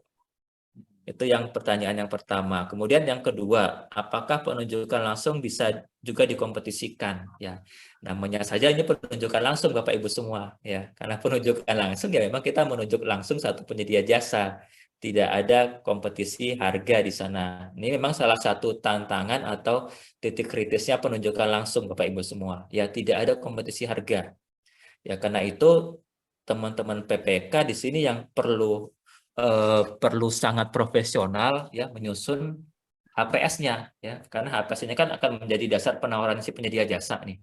Ya, kalau HPS-nya PPK itu tidak disusun secara profesional atau terlalu tinggi nilainya, ya penyedia jasa pasti tidak akan menyatakan itu ketinggian ya. Pasti penyedia jasa akan menyampaikan penawaran tetap akan mendekati HPS-nya PPK nih ya, gitu. Jadi kuncinya di sini memang di salah satu titik kritisnya penunjukan langsung itu di HPS nih Pak Triwahyu. Bagaimana PPK itu bisa menghitung HPS itu dengan tingkat akurasi yang cukup tinggi ya sehingga tidak nanti ada temuan ini terlalu mahal harganya dan sebagainya. Gitu. Demikian Pak ya. Triwahyu. Menanggapi yang tadi Pak, yang pertama tadi, pekerjaan yang tadinya memang direncanakan 5 lantai, mungkin karena kondisi anggaran pada akhirnya dilakukan pembangunan secara bertahap. Dan itu kan juga serta-merta dilakukan dengan penunjukan langsung. Nah, bagaimana jika dalam pelaksanaan pekerjaan lanjutan tersebut ternyata ada masalah terhadap konstruksinya? Siapa yang bertanggung jawab di sana? Jadi misalnya pekerjaan itu sudah dilaksanakan 3 lantai, dari 5 lantai yang direncanakan, kemudian pada saat pembangunan lantai 4 dan 5, ada masalah konstruksinya. Nah, ini yang bertanggung jawab siapa ini Pak, kira-kira? Nah, kalau yang ini agak sulit menjawabnya Pak Triwahyu, karena nanti ada penilai ahlinya nih ya, ada penilai ahli kegagalan bangunannya yang nanti akan melihat siapa sebenarnya yang akan bertanggung jawab nih. Salahnya di mana nih? Apakah di struktur yang lama atau di struktur yang baru, ya. Atau malah bisa jadi dari sisi kontraktornya tidak ada yang salah, tapi dari desain yang salah, ya. Karena ternyata tidak apa namanya desain yang awal ini memang tidak diperuntukkan untuk tambahan struktur misalkan, ya. Hmm. Jadi ini bisa macam-macam Pak Triwahyu. Nah, memang salah satu apa namanya salah satu keuntungan kalau kita menunjuk langsung penyedia jasa yang sama akan lebih mudah kan kita mengatakan yang bertanggung jawab siapa nih ya, karena kontraktornya hanya satu kan ketika kita tunjuk langsung ya. Tapi kalau kontraktornya berbeda, ini memang harus dilihat lebih lanjut nih nanti ya, apakah kesalahannya di struktur yang atas atau struktur yang di bawahnya, atau struktur bawahnya sebenarnya tidak bermasalah, tapi karena kesalahan metode kerja si kontraktor lanjutannya menyebabkan struktur awalnya ini menjadi bermasalah kan gitu. Ini bisa agak panjang nanti Pak Triwahyu kalau itu. Demikian Pak Tri. Baik. Untuk yang penunjukan langsung itu hanya dibatasi pada kontraktor pelaksananya, Pak ya. Bagaimana dengan jasa konsultan pengawasnya? Oh, konsultannya ya, kalau konsultannya ini dari catatan juga Bapak Ibu semua. Jadi memang di konsultansi itu agak berbeda kriterianya ya dengan yang di fisik. Kalau di fisik tadi kan ada kriteria boleh menunjuk langsung kalau satu kesatuan konstruksi. Sedangkan di konsultan itu belum ada itu ketentuan itu Pak Triwahyu. Ini sudah kami usulkan kepada LKPP untuk di revisi Perpres yang sekarang tolong ditambahkan. Ada juga klausul atau kriteria boleh menunjuk langsung konsultan yang sama kalau sifatnya satu kesatuan konstruksi. Jadi kalau di aturan ke depan mudah-mudahan sudah diakomodir oleh teman-teman LKPP. Nah kalau di aturan yang sekarang kami mencoba menyikapinya mengambilnya dari ini Pak, dari penunjukan langsung salah satu kriterianya adalah kepada penyedia jasa yang apa namanya ya, satu hak tertentu lah. Ya. Hmm. Karena kan desain ini kan hanya si konsultan ya, hanya konsultan perencana, maka ya kita menyerahkan lanjutannya kepada dia juga. Pengawasan juga begitu. Ya, pengawasan kan sudah dilakukan oleh pengawasan yang awal kemarin, ya ketika dilanjutkan ya dengan pengawas yang sama juga gitu. Itu agak ngelesnya di situlah Pak ambilnya. Tapi ke depan mudah-mudahan sudah diakomodir oleh teman-teman LKPP nih, ya sudah ada kriteria tadi di konsultan juga gitu. Ya, iya, iya. Baik, teman-teman, sebelum kita melanjutkan ke pertanyaan selanjutnya, dan jika teman-teman ingin bertanya dan berinteraksi langsung dengan narasumber, Pak Fani, bisa langsung mengklik tombol raise hand, dan kami mengingatkan bahwa dalam kolom chat itu sudah ada link daftar hadir dan post-test, dan teman-teman dapat melakukan pengisian daftar hadir paling lambat 10 menit setelah berakhirnya kegiatan. Nah, peserta yang mengisi daftar hadirlah yang akan mendapatkan sertifikat kehadiran. Mungkin demikian. Kita lanjut ke pertanyaan selanjutnya. Belum ada yang Ya. ingin langsung bertanya dengan narasumber? Kalau enggak, kita masih lanjut nih ke pertanyaan yang ada di kolom chat terkait masalah kriteria bencana alam. Dalam keadaan darurat harus ada surat keputusan resmi dari lembaga berwenang seperti BPBD atau gimana, Pak? Ini pertanyaan dari Iya, Pak Aditya dari Wibawa. Pak Aditya Wibawa ya. Iya Ya. Bapak Ibu semua. Jadi kalau pernyataan keadaan bencana ini memang harus ada pernyataan dari pejabat yang berwenang. Nah, pejabat yang berwenang ini siapa? Yaitu kalau tadi kami sampaikan diatur di Perpres 17-nya itu adalah bisa presiden atau bisa kepala daerah. Ya, entah itu Pak Gubernur atau Bapak Ibu Bupati atau Bapak Ibu Wali Kota. Jadi ada pernyataan keadaan darurat dari pejabat tersebut dulu Bapak Ibu semua. Atau dari BPBD, yaitu nanti ada juga bisa dilakukan juga gitu. Oh, jadi BPBD juga bisa ya, Pak ya? Bisa, bisa. Baik. Kalau yang Pak Hanung Priyono ini bertanyanya kurang lengkap, apa mungkin lanjutan dari Pak Aditya Oh, Wibawa?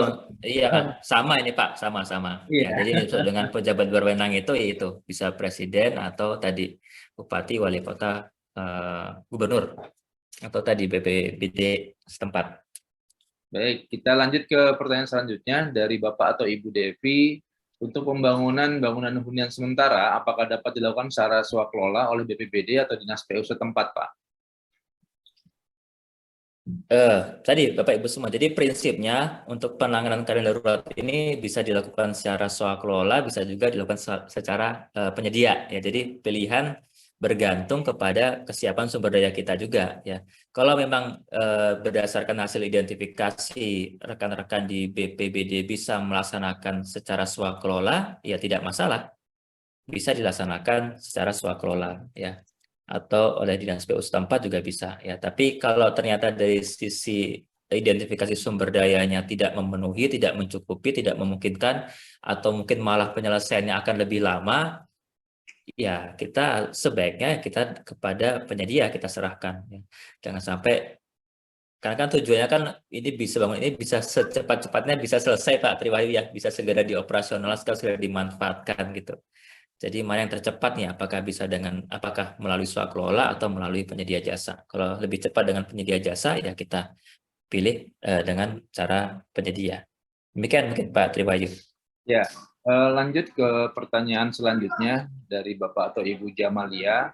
Bagaimana cara pembayaran pekerjaan? Apakah bisa dibayar secara termin? Sedangkan nilainya kan belum diketahui. Apakah bisa diberi Iya. uang muka seperti itu?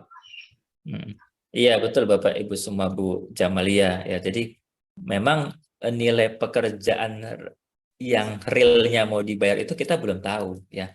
Tapi minimal teman-teman PPK itu harus sudah punya RAB dulu nih ya, sudah punya gambaran kasar awal lah ya. Kan kita juga tidak bisa tidak elok lah serta-merta kemudian melakukan langsung menunjuk penyedia jasa tanpa ada perencanaan-perencanaan kan. Kita kan tadi tetap butuh namanya tahapan perencanaan, tetap ada identifikasi kebutuhan. Di situ tetap ada pekerjaan untuk PPK itu memperkirakan ya, membuat RAB-nya kira-kira berapa nih ya, kalau mau bangun fisik nilai bangunan jembatan sementaranya berapa ya, atau kalau tadi konsultan pengawas sudah bisa diperkirakan juga biaya pengawasannya berapa. Nah, berdasarkan nilai perkiraan tadilah Bu Jamalia, Bapak Ibu semua, kita menentukan besaran terminnya. Ya, misalkan kita sepakati ya 30%, ya 30% dari RAB yang kita perkirakan tadi. Gitu. Ya, 30% dari RAB yang kita perkirakan tadi. Jadi diambil dari sana dulu Bu Jamalia, dari nilai perkiraan kita dulu. Ya. Kemudian apakah bisa diberi uang muka? Ya bisa, ya. Jadi bisa saja kemudian meskipun ini meskipun keadaan darurat ini ya bisa juga kemudian bisa diberikan uang muka, itu pilihan. Ya, tapi kalau kami tadi di SD 17 kita tidak memberikan uang muka, tapi kita memberikan termin. Ya, jadi bekerja dulu sekian persen, 10%, 20%, nanti kita bayarkan segitu juga. Demikian Pak Triwayu, Bu Jamalia. Ya, melanjutkan pertanyaan dari Bu Jamalia tadi, Pak, terkait bisa diberikan uang muka juga ada di dalam slide tadi di halaman 13, di sana disebutkan bahwa bisa diberikan uang muka. Pengaturan besaran uang mukanya apakah mengikuti ketentuan yang ada, Pak, atau kita atur secara khusus gitu, Pak? Saya tidak melihat ada aturan khususnya Pak di keadaan darurat ini. Jadi bisa mengacu mungkin ke aturan yang umumnya ya, aturan uang muka di pengadaan umum itu bisa kita gunakan di sini. Karena Karena kalau tidak diatur khusus di sini. ya, karena kan tadi diketahui Pak bahwa nilai nominalnya memang belum Nilai jelas. akhirnya Kalau tidak ya kasarannya ada lah kira-kira seperti betul. apa Nah, gitu kan. Karena kita juga harus mengalokasikan anggaran gitu Pak ya. betul. Baik, pertanyaan selanjutnya Pak. Ini masalah lebih bayar nih kayaknya nih. Dari Ibu atau Bapak Devi juga nih, apabila setelah dilakukan post audit oleh APIP ditemukan terdapat kekurangan volume pekerjaan, apa yang harus dilakukan oleh PPK dan PA? Gitu Pak. Setelah dilakukan post audit oleh APIP, kemudian terdapat kekurangan volume pekerjaan, sehingga ujung-ujungnya lebih bayar lah ini kan ya. Ya, lebih bayar ujung-ujungnya. Ujungnya lebih bayar. Kalau memang kekurangan volume tadi tidak mempengaruhi spesifikasi, berarti kan memang ada kelebihan pembayaran nih. Ya, tapi kalau kekurangan volume tadi itu berkaitan dengan spesifikasi ya harus diperbaiki dulu ya, diperbaiki pekerjaan tadi. Tapi kalau secara spek sudah memenuhi, tapi hanya volumenya yang salah dihitung sehingga lebih bayar. Nah, kalau kami tadi karena pembayaran itu dilakukan setelah audit tidak ada kerumitan untuk apa namanya, lebih bayar ini nggak ada lah Pak Triwahyu istilahnya. Ya. Karena kan Megah gitu Pak dari ya. audit itulah baru kemudian kita menentukan besarannya berapa gitu. Nah, beda kalau dilakukan pembayaran dulu oleh PA KPA kepada penyedia jasa, kemudian baru dilakukan post audit nih. Ya bisa ada potensi terjadi seperti ini, di mana kemudian ada kelebihan pembayaran. Nah, ya mau tidak mau ya harus datang ke penyedia jasanya. Ya, penyedia jasa harus mengembalikan sebesar yang kelebihannya tadi. Ya, jadi mungkin dalam kontraknya juga perlu diatur Bapak Ibu semua. Ya, ketika menggunakan mekanisme post audit, ya harus diatur ketentuan ketika nanti ada post audit dari audit, kemudian ada kelebihan pembayaran, ya penyedia jasa ya harus mengembalikan sebesar nilai tersebut. Gitu mungkin Pak Triwahyu. Ya, memang kalau pengadaan darurat ini, terutama 2 tahun terakhir ini lah Pak ya, kita karena COVID kita mengadakan proses Karena COVID. pengadaan darurat. Tetapi juga harus disadari bahwa tidak sedikit dalam proses penanganan keadaan darurat ini juga banyak teman-teman yang pada akhirnya menjadi bermasalah. Memang Iya, paling aman ya kita melakukan audit terlebih dahulu baru melakukan pembayaran, karena di situ kita akan mengetahui volume pekerjaan yang dikerjakan dan nilai pastinya. Itu mungkin lebih baik seperti itu mungkin. Jadi dimitigasi juga Pak ya, tetap dimitigasi ya Pak ya. Iya, Dimitigasi, betul Pak. dikendalikan kontraknya. Betul. Aduh, kalau nggak dikendalikan gawat juga ya nih. Mungkin sampai di sini dulu. Sebelum ke pertanyaan selanjutnya, mungkin ada tambahan dari Pak Muji untuk bahan tambahan diskusi Pak. Nggak ada Pak, lanjut aja. Baik, Siap, Pak. kita akan lanjut ke pertanyaan selanjutnya dari Ibu Margareta Ulik Mahulu. Apakah penyedianya mesti berbadan hukum seperti CV atau PT? Bagaimana kalau penyedianya dari unsur UKM? Ya, ini mungkin menyambung ke aturan Undang-Undang Jakon, Bapak Ibu semua, Undang-Undang Jasa Konstruksi. Karena kan kalau pekerjaan konstruksi ataupun konsultan ini kan terikat kepada Undang-Undang Jasa Konstruksi nih. Nah, di Undang-Undang Jakon itu sudah mengatur bahwa yang namanya penyedia jasa konstruksi itu merupakan penyedia jasa yang berbadan hukum atau bisa juga perorangan, tapi harus punya perizinan berusaha, ya, harus punya sertifikat badan usaha. Jadi tetap ada ketentuan-ketentuan umum penyedia jasa Jakon yang harus dipenuhi juga gitu.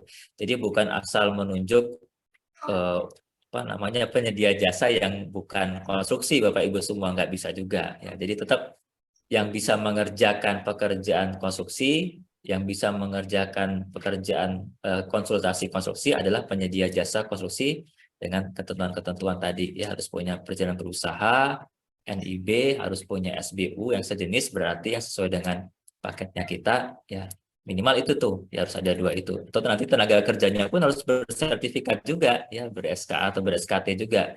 Jadi tidak lantas kemudian karena darurat hal-hal tadi kita lupakan. Ya, ini juga mungkin perlu menjadi catatan juga ya Pak Triwahyu ya. Ini saya harus menyampaikan juga. Bukan karena darurat kemudian semuanya diterabas nggak juga ya. Karena itu tidak diatur apa namanya diskresinya, maka mau tidak mau penyedia jasanya pun ya harus mengikuti ketentuan di Undang-Undang Jakon. Demikian Pak Triwahyu. Ya, intinya dalam penanganan keadaan darurat ini tetap ada rambu-rambunya. Ada rambu-rambu penanganan. Kita juga melakukan proses pengendalian. Pengendalian itu juga untuk tidak hanya menyelamatkan pekerjaan kontraktual, mencegah terjadinya kerugian negara, tapi juga untuk menyelamatkan diri sendiri juga, Pak. Iya, betul Pak. Itu yang penting itu Pak.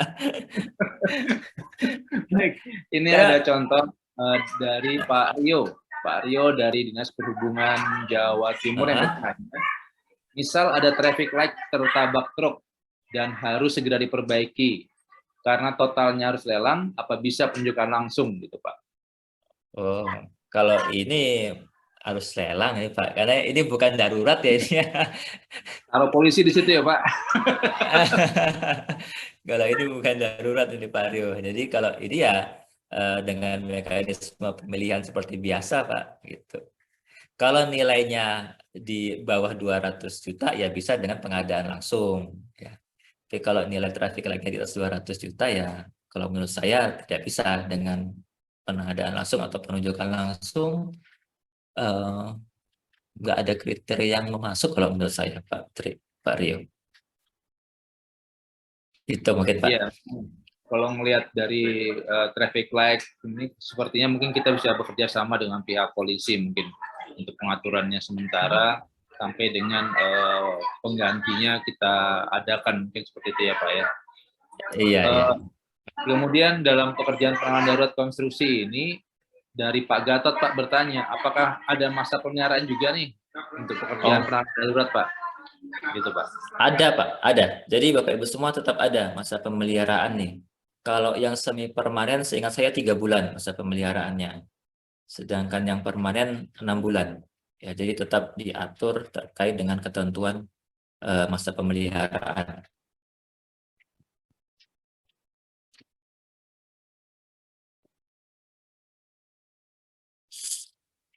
Baik, itu seluruh pertanyaan yang ada di chat yang sudah dijawab semuanya, alhamdulillah oleh Pak Fani.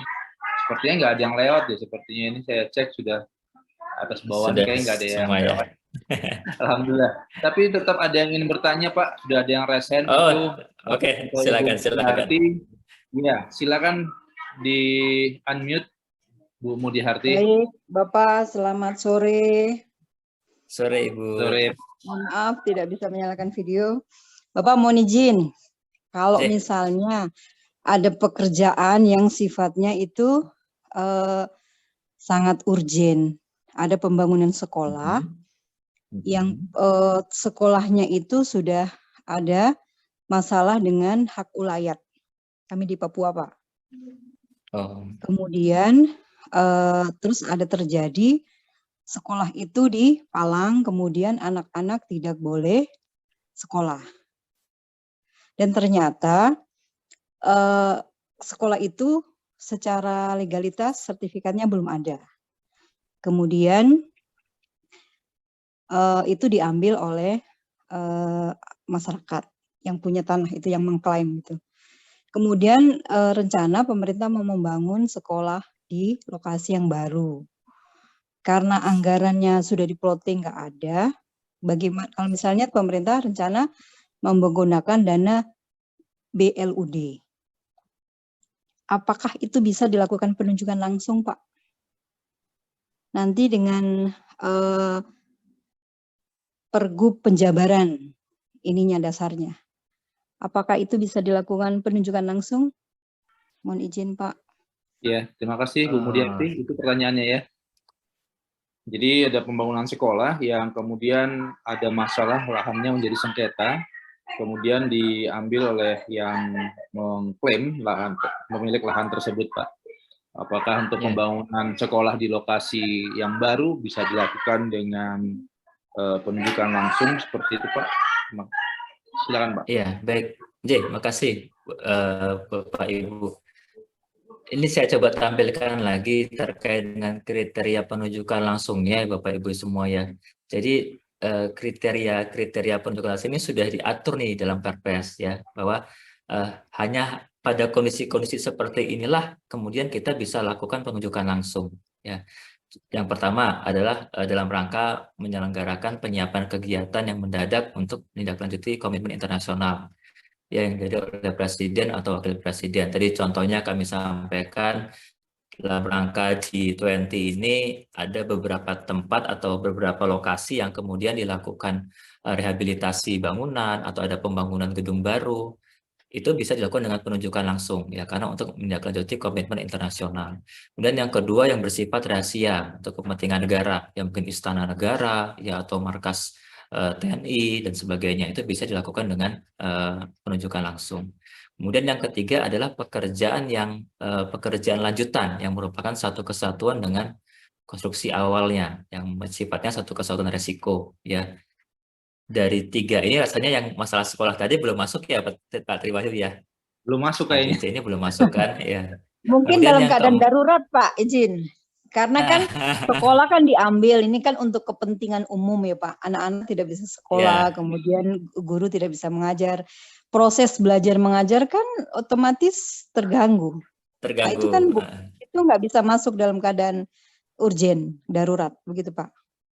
Iya, Nah, kalau yang sebelah kanan ini keadaan darurat ini kan kriterianya mungkin mendekatinya yang huruf C tadi ya, ada kerusakan sarana prasarana yang dapat mengganggu kegiatan pelayanan publik lah. Ini kan pendidikan ini kan pelayanan publik kepada masyarakat ya Bu ya, Iya, betul, Pak. Ini yang anak-anak tidak bisa sekolah, Pak.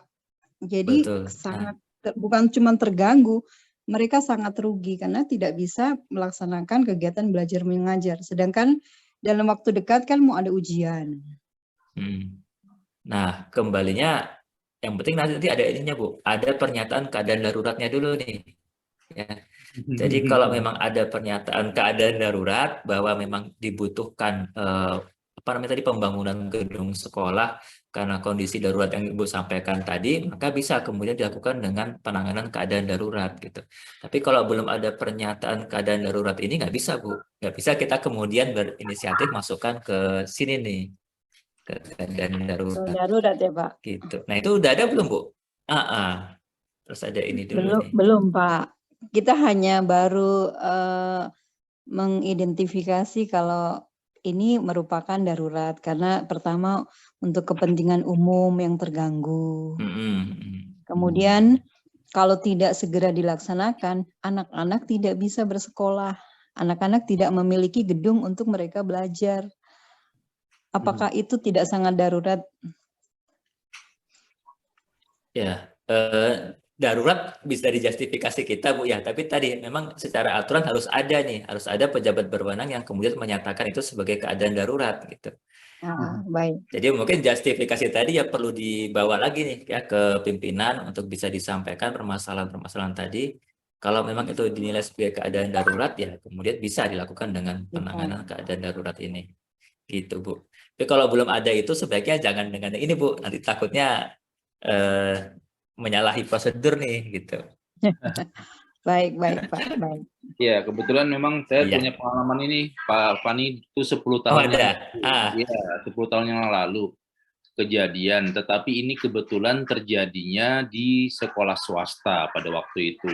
Cuma masyarakat yang terdampak cukup banyak ya, Mas, muridnya cukup banyak terdampak. Nah, langkah-langkah yang kita lakukan, memang kita akan pada waktu itu kita segera mencari lokasi akan dibangun sekolah baru. Tetapi tetap prosesnya seperti biasa.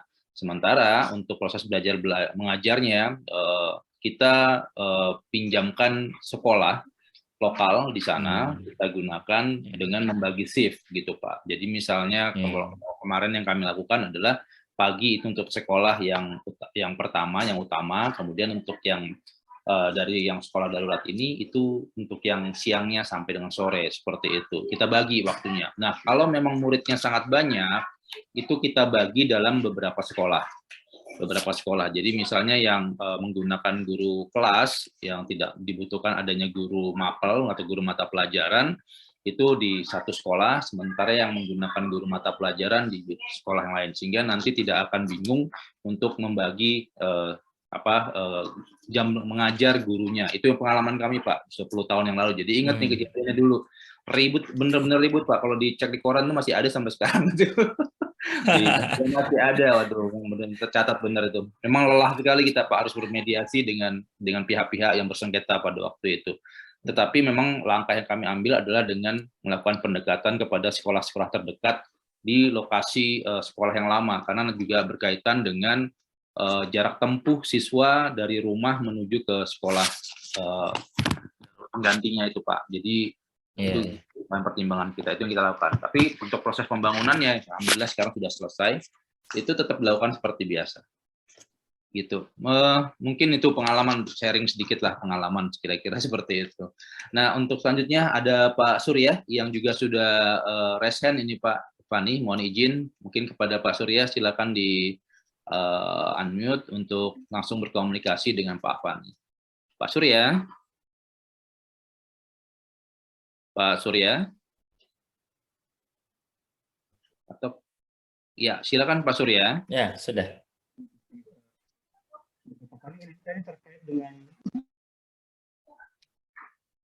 Silakan Pak Surya. Oh, ini sih ada gangguan.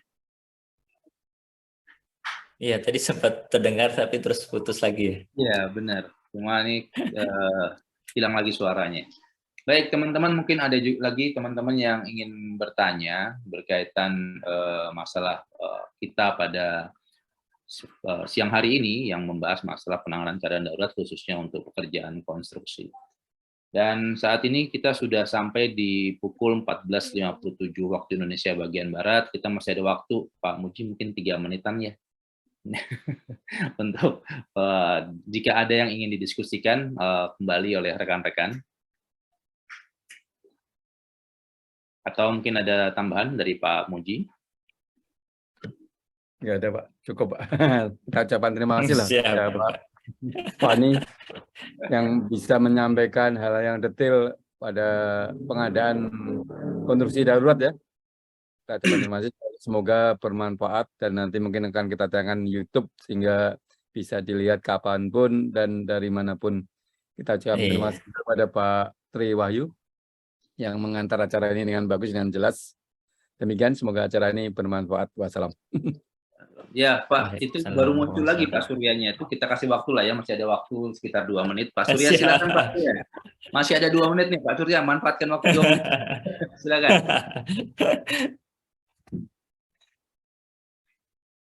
Suaranya belum terdengar. Suaranya nggak terdengar, Bapak. Padahal sudah di-unmute itu, tapi nggak keluar suaranya ya. Mungkin di settingan mic-nya itu.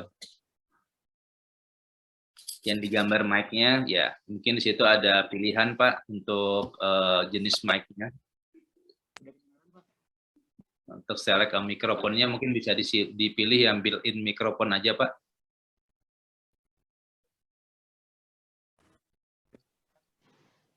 Wah, kami masih belum mendengar suara Bapak ini Pak. Wah, ini kalau ini kita nggak bisa pakai bahasa tangan ini Pak gitu. Nggak ada interpreter ya soalnya. Gimana Pak Surya? Gimana? Ya kecil sekali. Kedengaran, kecil tapi coba Pak, coba siapa tahu bisa. Maju Atau saja Pak Surya. Suara Bapak agak dikencengin dikit kali. Dibesarin lagi suaranya. Suara Bapak dekat dengan komputer Bapak mungkin. Coba Pak, yang keras saja Pak bicaranya Pak. Udah kedengaran. Ya, silakan Pak. Nah, hilang lagi Pak suaranya. Wah, hilang Pak.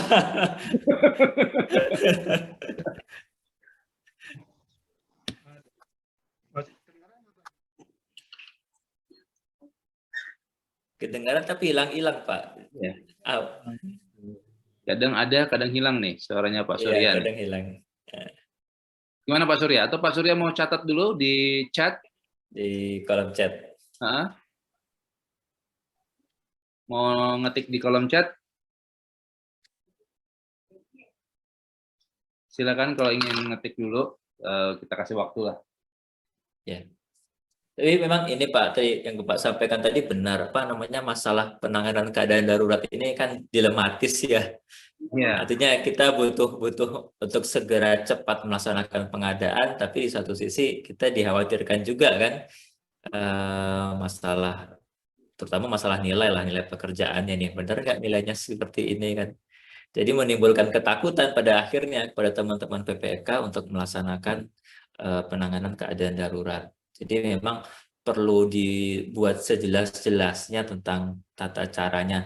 Bukan kita ingin membatasi, kadang-kadang ada beranggapan begini ya, ketika dibuat aturan yang lebih detail nanti takutnya dianggap membatasi, terlalu menyulitkan, sehingga nanti tidak fleksibel katanya seperti itu. Tapi di satu sisi kita juga memerlukan aturan yang jelas sehingga teman-teman PPK itu juga tidak khawatir nih ketika melaksanakan pekerjaan kan.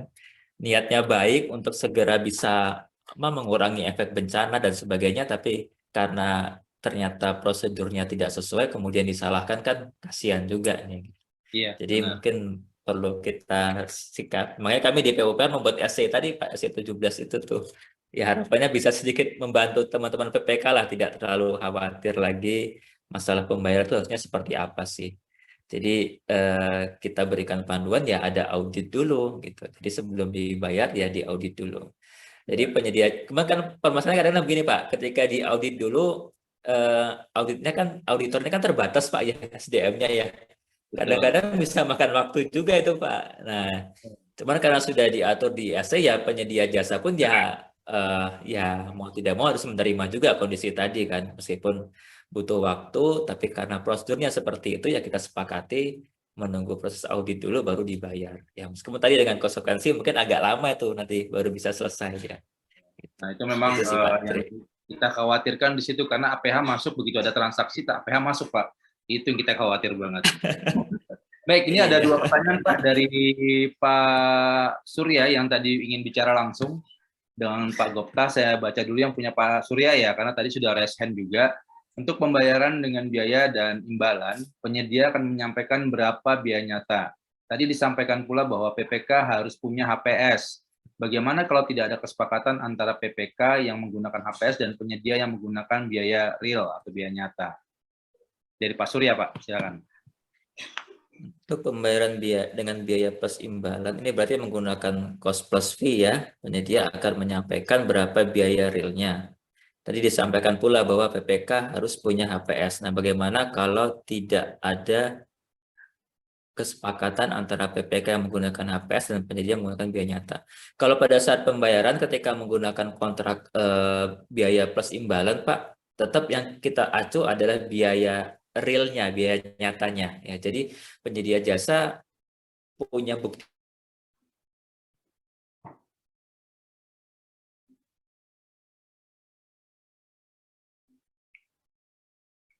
Halo? Halo, Pak Pani, mungkin terputus. Ya, agak terputus ini Pak Pani, kita tidak mendengar. Kita tunggu sebentar, Pak Pani bergabung kembali. Mungkin dari Pak Muji dulu Pak, menambahkan dulu Pak, menanggapi berkaitan pertanyaan yang ini. Jika terjadi tidak ada kesepakatan antara PPK yang menggunakan HPS dengan penyedia yang menggunakan biaya real Pak. Itu bisa dikonsultasikan ke PUPR atau ada RKPP, nanti ditempuh cara mediasi, mudah-mudahan selesai lah, nggak sampai menjadi arbitrasi atau muncul di pengadilan. Mudah-mudahan melalui konsultasi aja sudah bisa dipahami lah, yang maksimal melalui mediasi. Jadi penyedia juga seharusnya tidak terzolimi ya, prestasi yang tetap harus dibayar, begitu Pak Tri ya, menurut saya. Ini berarti kondisinya sudah baru akan melakukan proses pembayaran ya Pak Surya ya? Kalau memang ia dilakukan pada saat proses pembayaran, berarti lebih bagus lagi kalau tadi. Ya, halo. Ya, Pak Pani. Masih ini, kita tunggu Pak Pani. Halo, aduh. Ya, ya Pak Pani masih putus-putus Pak Pani. Ya, sorry, putus nggak tahu nih kenapa internetnya. Cek. Keluar, Pak? Ya, silakan Pak Fani. Oh. Ini saya coba matikan kamera ya, siapa tahu bisa lebih lancar. Ya. Ya, menyambung tadi Pak Surya, jadi kalau terkait dengan perbedaan antara HPS-nya PPK dengan penyedia, ya pada saat pembayaran ya kita menggunakan atau mendasarkannya kepada bukti dukung yang disampaikan oleh penyedia jasa, Pak. Bukan lagi menggunakan HPS. Jadi HPS itu kan sebenarnya bukan HPS juga sih, ini RAB sebenarnya. Jadi tidak ada HPS juga Pak sebenarnya. Jadi RAB ini kan sebenarnya hanya ancer-ancer untuk si PPK, satu menentukan pagu anggarannya berapa kan. Kemudian yang kedua untuk menentukan ketika menggunakan metode termin, nanti nilai uangnya berapa ini ya. Jadi 10% misalkan dikali RAB-nya si PPK. Jadi hanya itu saja kepentingannya Pak. Tapi kalau nanti di akhir ya kita kemudian akan melakukan pemeriksaan kepada bukti pendukung harga yang disampaikan oleh penyedia jasa. Ya pasti bisa jadi akan berbeda dengan HPS-nya PPK. Ya itu yang kita acu adalah yang bisa dibuktikan. Nah dokumen itu yang kita buktikan Pak. Jadi itu Pak Surya. Jadi tidak ada permasalahan, ada perbedaan antara PPK dengan HPS, PPK dengan penyedia jasa ini harusnya ya. Apalagi nanti kan ada audit dari pihak luar Pak ya, selain dari PPK dan penyedia jasa tadi. yang sebagai orang ketiga lah yang akan menilai kebenaran bukti pendukung harga tadi. Demikian Pak Triwahyu, Pak Surya. Baik, terima kasih Pak Fani. Mungkin kalau yang pertanyaan terakhir, apakah bisa diberikan uang muka? Saya pikir mungkin bisa ya Pak, tetap diberikan uang muka ya Pak. Bisa.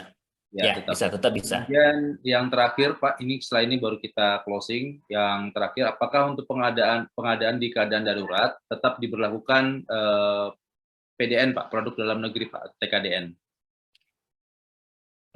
Ini saya kurang tahu nih kalau aturan PDN sekarang gimana ya, apakah kemudian juga mewajibkan nih di keadaan darurat, karena namanya saja keadaan darurat ini kan ada beberapa hal yang kalau kemudian memaksakan, ini kalau logika saya ya, tapi mohon dikoreksi juga, kalau kemudian harus memaksakan PDN sementara PDN-nya nggak siap kan nggak pas juga. Jadi mungkin logikanya adalah kita kedepankan tadi yang 3 kata kunci tadi, harus segera untuk keselamatan masyarakat dan memang harus segera dimanfaatkan nih, jadi tidak bisa ditunda lagi.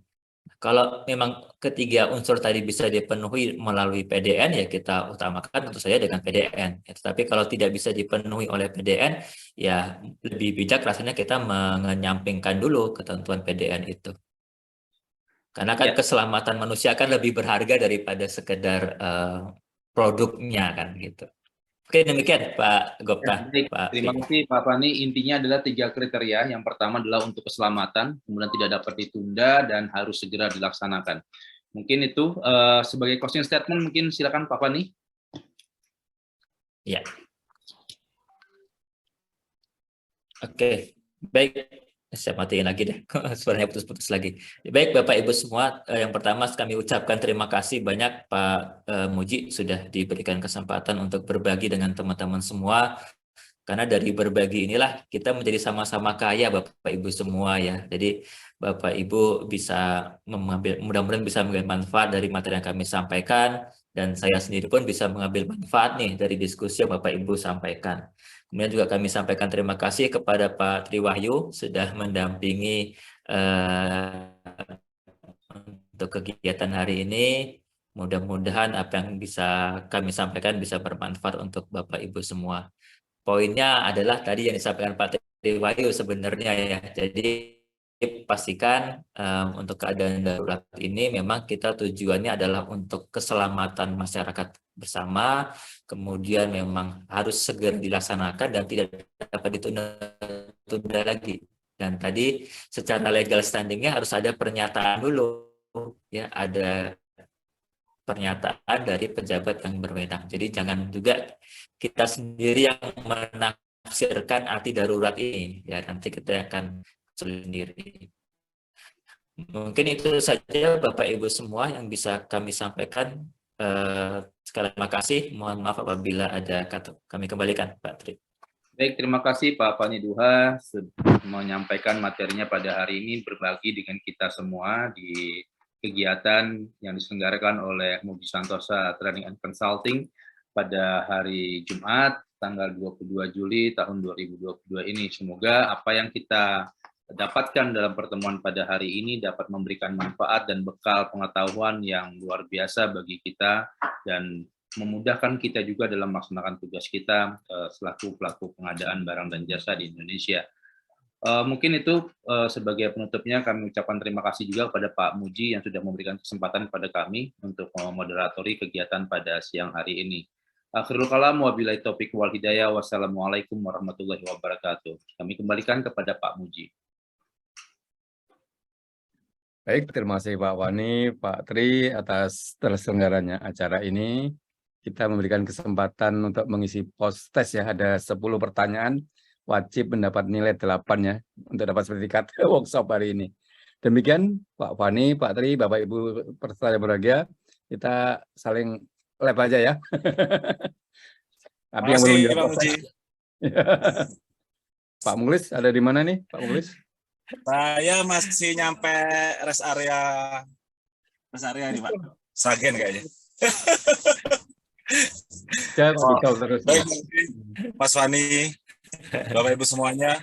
Oke. Saya mau izin ya Pak Muji, Pak Mukhlis. Ya, Terima kasih Baik, Mas semua. Fani. Mohon izin live. Terima kasih banyak. Ya, terima kasih Pak Muji, Pak Muklis, hati-hati di jalan.